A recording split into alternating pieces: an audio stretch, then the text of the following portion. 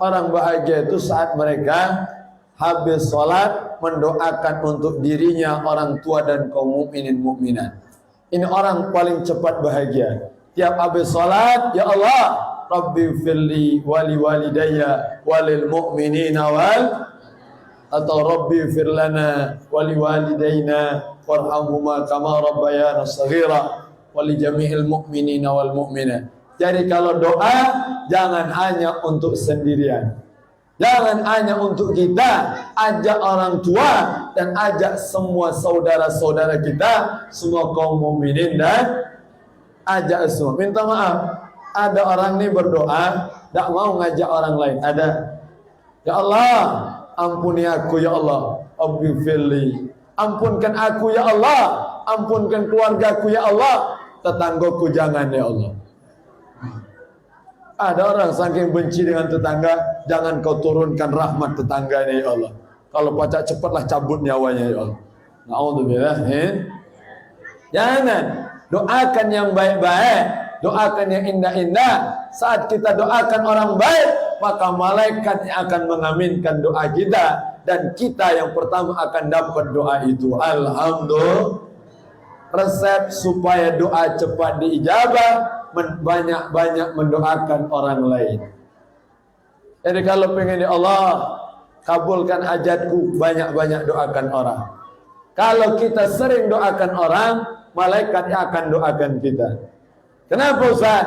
Kalau kita berdoa sendirian, terhalang kadang oleh dosa-dosa kita. Banyak dosa, banyak salah, banyak khilaf, banyak keburukan, ada benci, ada iri, ada hasad, ada sum'ah, ada kibir, ada segala.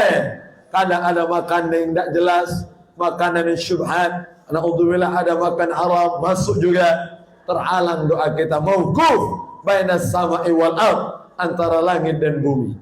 Saat kita mendoakan orang, cepat doa itu diijabah Allah Subhanahu. Maka ini di musalla, di masjid, habis sholat jamaah, jangan lupa berdoa. Doa, jangan dengarkan orang yang tidak setuju dengan doa. Ada orang tidak suka, jangan doa-doa, jangan zikir-zikir. Habis sholat langsung beli.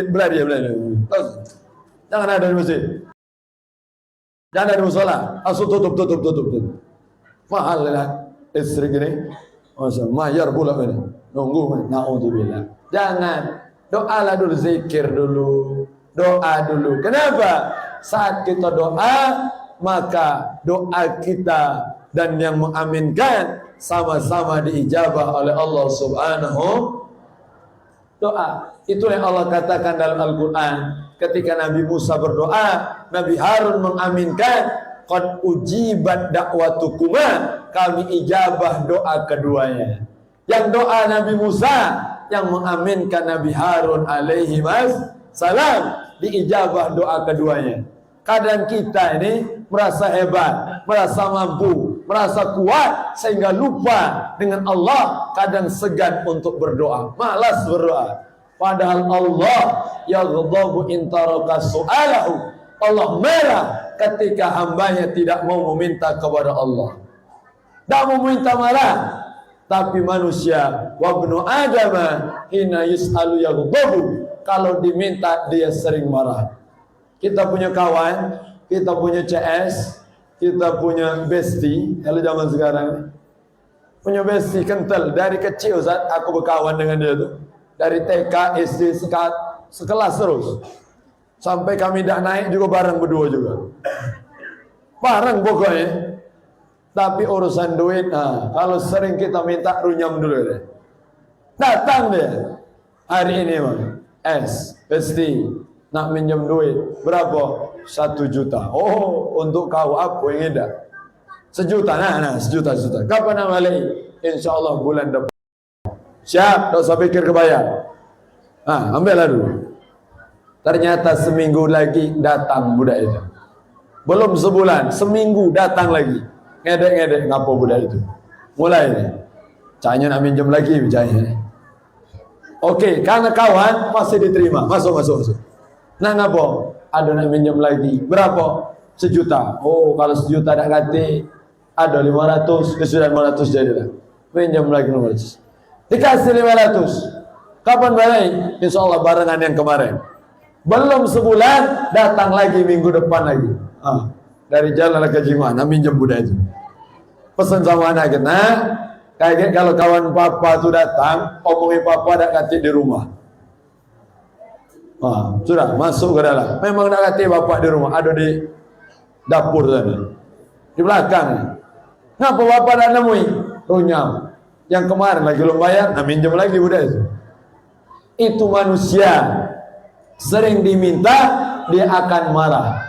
Tapi Allah, kalau kita tidak meminta kepada Allah, Allah marah dengan kita. Maka ini, ayo sama-sama terus berdoa. Kita kuat dengan doa, bukan karena usaha kita. Kalau Allah mudahkan, maka semua urusan kita akan jadi mudah dan indah karena berkat pertolongan dari Allah Subhanahu wa Ta'ala. Yang mau buat skripsi, habis KKN, bukan selesai. Buat skripsi, banyak kawan kita dah selesai skripsi.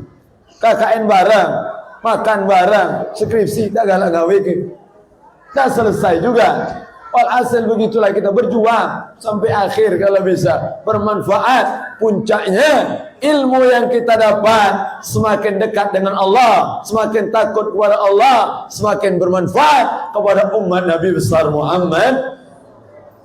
Itu puncak ilmu manfaat. Jadi yang kita dapat ini supaya jadi ilmu yang manfaat semuanya. Amin ya Rabbal. Jadi meneladani keteguhan Nabi besar Muhammad. Kalau ingin cerita tentang Nabi, tidak habis. Masya Allah, malam ini kita pakai untuk cerita tentang Nabi Muhammad. Habis waktunya, masih belum selesai ceritanya.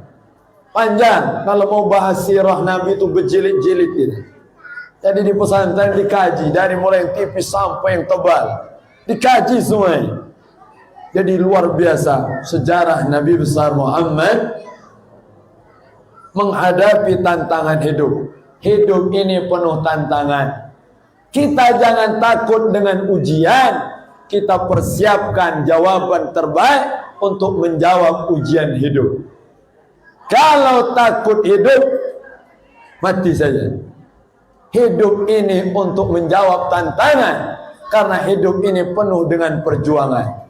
Hidup ini bukan tempat istirahat, tapi hidup adalah tempat membuat bekal terbaik untuk menghadap Allah Subhanahu wa Ta'ala. Kita ini jangan pernah berpikir minta maaf mau istirahat di dunia, jangan. Istirahat kita bukan di dunia. Bapak Ibu, kalau kita mau tidur lama, jangan di dunia. Janganlah di kuburan ini.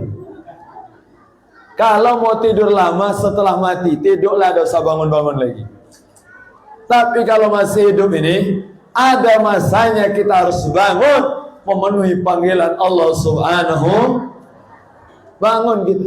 Jangan lama-lama. Tidur itu jangan lama-lama. Kalau dipanggil azan bangun, berarti masih hidup. Alhamdulillah. Jangan pengen leha-leha, karena hidup ini penuh dengan ujian. Kita yang sudah punya anak, sudah punya cucu, terasa ujian itu. Banyak ngurus anak, ngurus keluarga, ibu ngurus anak yang repot, segala macam ngurus rumah tangga, repot.